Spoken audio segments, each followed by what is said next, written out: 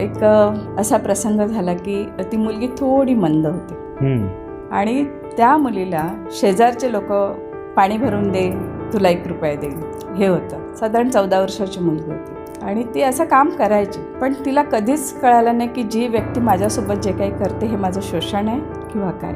आई कामाला जायची, उठल्या आई कामाला जायची, वडील कामाला जायची, मुलगी घरात. आणि ती मंद असल्यामुळे तिला शाळेत जास्त म्हणजे गेली ती सुरुवातीला, पण नंतर नाही जाऊ शकली. तेव्हा एक दिवस तिची आजी तिकडे आली होती आणि ती मुलगी झोपली होती. तेव्हा ते पोट असं, तिला ते श्वास, आणि ती आजी दाई होती, तेव्हा तिला ते जाणवलं की हे काय चाललंय हिचं, असे कसं श्वास घेते ही. म्हणून तिने हळूच असा पोटावर हात फिरवला. तिला वेगळंच काहीतरी वाटलं आणि तिने तिच्या आईला सांगितलं त्या मुलीच्या. तर तपासायला आले, तपासल्यानंतर कळालं की हे आहे, प्रेग्नन्सी आहे. तुझं वय काय होतं? 14.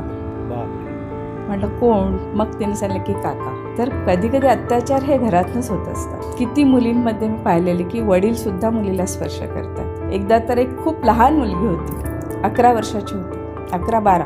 आणि ती मुलगी जेव्हा क्लिनिकला स्कूल ड्रेसवर आली तेव्हा मला असं वाटलं आई तपासायला आले आणि मुलगी आईसोबत शाळेतून आली असेल. माझ्या डोक्यात हा विचार पण नव्हता गेला. नंतर आमच्या डॉक्टर केळकर त्यांनी माझ्याकडे ती केस पाठवली. तेव्हा मी काउन्सिलर होते आणि बघितल्यानंतर मला चक्रावल्यासारखंच झालं थोड्या वेळासाठी. म्हटलं बापरे, किती बारीक लहान आहे मुलगी.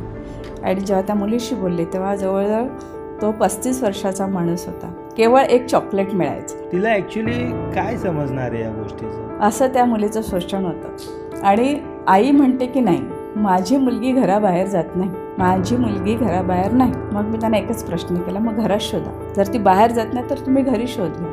तर बरेचसे अत्याचार हे जवळच्या लोकांकडनं होताना आपल्याला दिसतात. काय होतं, पूर्वी मुली किंवा लहानपणी असा विश्वास होता, हे माझे बाबा आहेत, हे काका आहेत, हे दादा आहे, हे काय करणार आहेत मला. मुली कपडे पण चेंज तिथे करत होते. त्याच्यामुळे मुलींना अलर्ट करावं लागतं. अशा कितीतरी प्रसंग की ते त्यांना आम्ही आमच्या क्लिनिकला काहीच नाही देऊ शकत, पण एक करू शकतो की तिला त्या प्रसंगापासून गर्भधारणा होणार नाही ह्याची आम्ही काळजी घेतो. पण जे ऑलरेडी गर्भधारणा घेऊन आलेत त्यांना आम्ही काय करणार. मग पॉक्सो ॲक्ट हे ते भरपूर येतं. मग त्यांना आम्ही हायर सेंटरला, सरकारी सेंटर जिथे आता कळवा आहे आपल्याकडे, तर आम्ही कळव्याला पाठवू शकतो. मग त्यामध्ये काही कायदेशीर कारवाई होते का? सगळंच होतं, पोलीस केस होते, बऱ्याच गोष्टी येतात. मग अशा टायमाला जे कुटुंबातला एखादा व्यक्ती असेल, त्यांनी हे सगळं केलं असेल, तर कुटुंब त्याला साथ देतो का? कितीतरी वेळा बोलतात ना की झाकली मूठ 1.25 लाखाची.